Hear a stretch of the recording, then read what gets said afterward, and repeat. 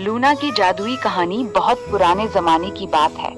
शोर मचाते हुए विलो के जंगल में एक पुराने बलूत के दरख्त के अंदर एक खूबसूरत लकड़ी का घर था। इस घर में रहती थी लूना, एक लंबी बर्फ जैसी सफेद बिल्ली। वो बहुत लंबी थी, तकरीबन हरन के बराबर कद की, और वो हमेशा एक लंबा खूबसूरत गुलाबी लिबास पहनकर रहती थी। वो लिबास रेशम का था और चलते वक्त उसके पीछे फूलों की तरह लहराता था। लूना बहुत मेहरबान थी।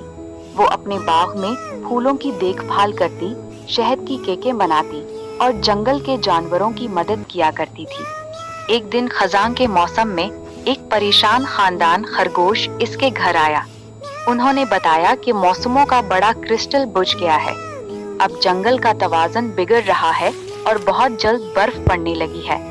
लूना ने फौरन कहा, मैं उसे ठीक करने के लिए जाऊंगी।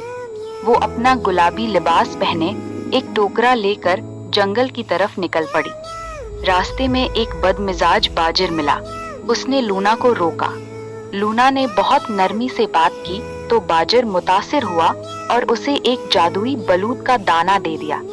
आगे एक छोटा उल्लू कांटों में फंसा हुआ मिला।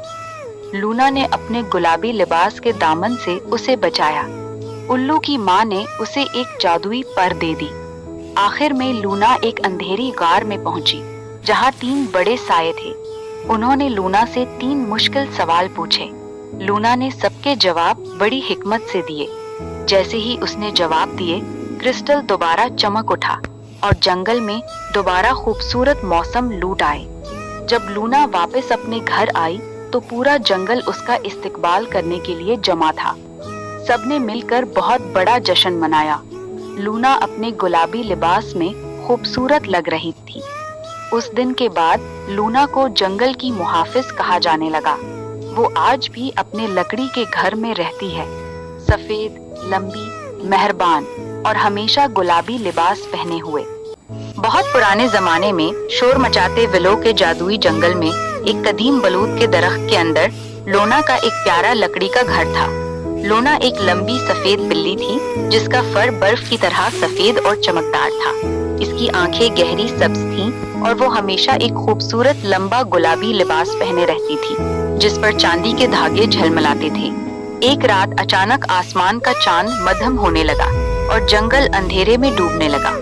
अगले दिन एक छोटी सी चिड़िया लोना के पास आई और बताया कि एक शैतान काला परिंदा जोराक ने चांद की जादुई चमक चोरी करके अपने अंधेरे गले में छपा दी है।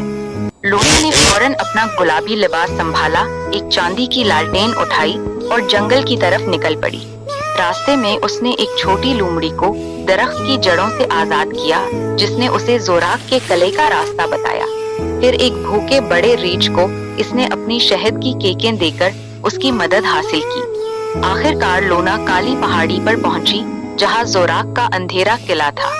जोराक ने लोना पर अंधेरे के जाल फेंके, मगर लोना के गुलाबी लिबास की चांदी की कढ़ाई ने इन जालों को जलाकर राख कर दिया। लोना ने जोराक से नरमी से कहा कि रोशनी सबकी है और अगर वो अकेला है तो वो उसे अपने जंगल में ले आएगी।